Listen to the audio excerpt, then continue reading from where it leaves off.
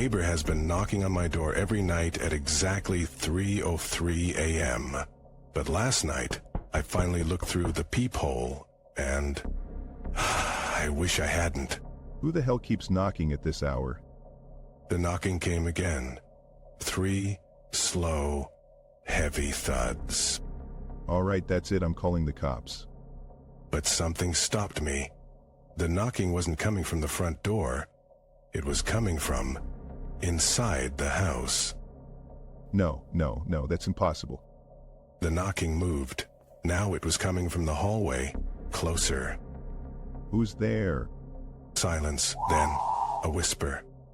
You let me in. What? I'd never...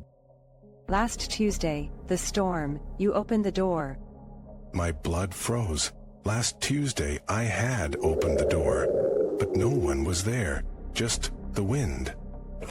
You weren't there, I swear. I didn't see anyone. You didn't look down. The knocking started again, this time from the bedroom. Oh, God.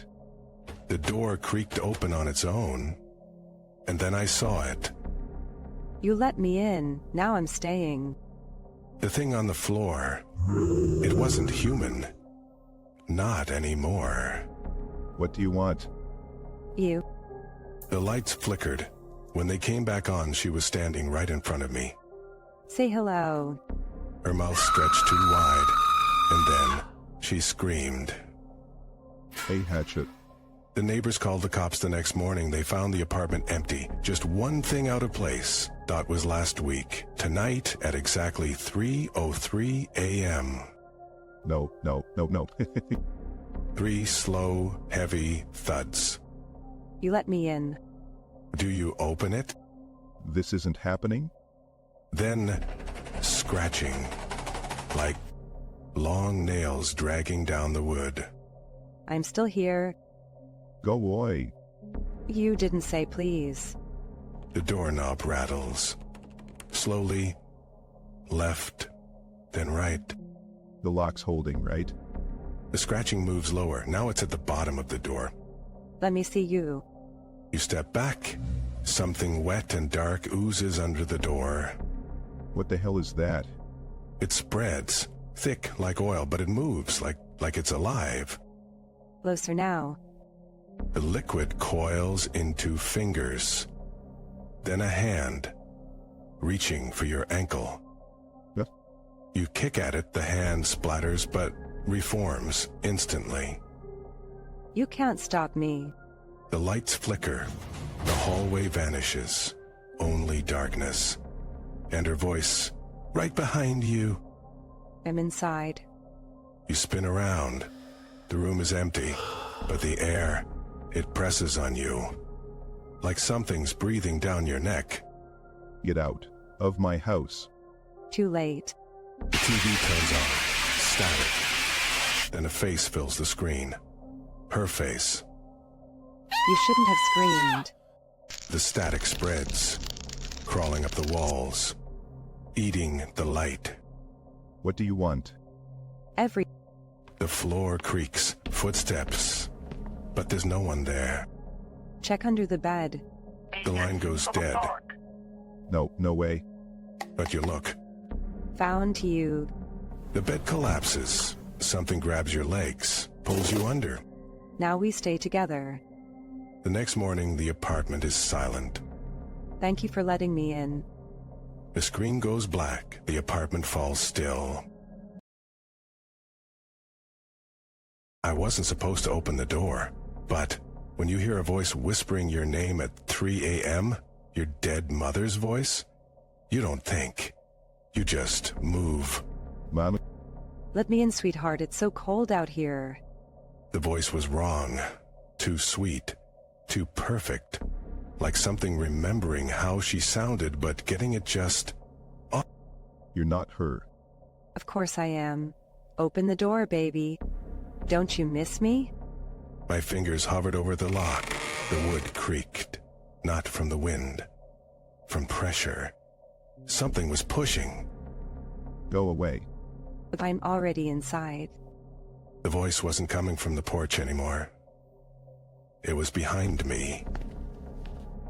Who's right behind me? Oh, no, no. Turn around. I didn't, I couldn't, because I knew if I did, I'd see what was really standing there. And it wasn't my mother. Look at me. The air turned thick, rotten, like something had died in the walls. What are you? You know what I am. You've always known. And that's when I remembered. The thing in the woods behind our house when I was a kid. The thing that pretended to be people. You're not real. Oh, but I am, and I've been waiting for you to come home. The lights flickered. The floorboards groaned. And then Turn around. I did. Oh, God. It wasn't my mother. It wasn't even close.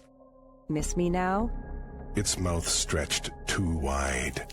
Its eyes were black pits. And its skin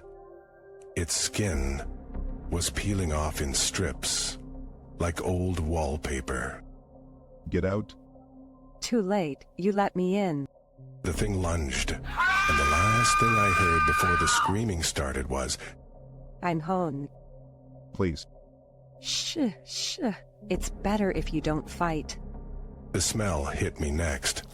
Rotting meat, spoiled milk, the stench of something left too long in the dark. What do you want? What I've always wanted, you.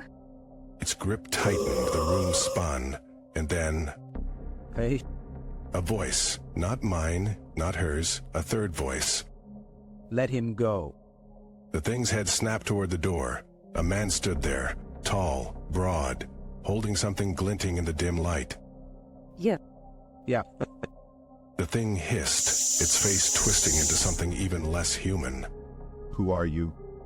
doesn't matter. What matters is, I know what that is. He stepped forward, raising the object, an old rusted knife.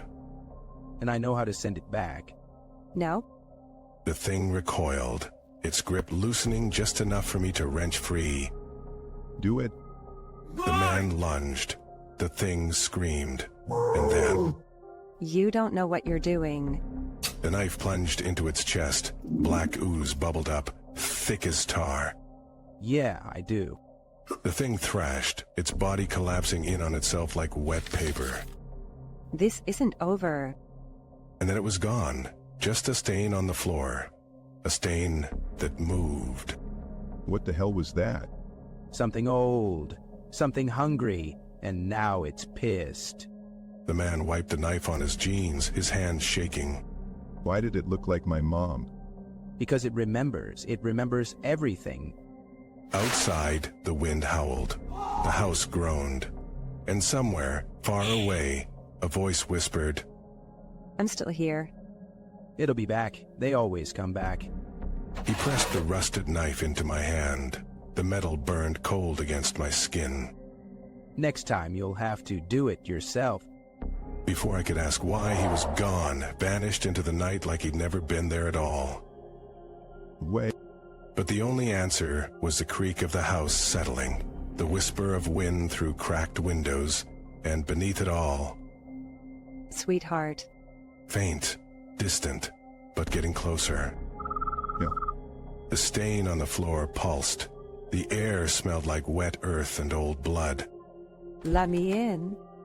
This time, I wouldn't answer. This time, I'd be ready.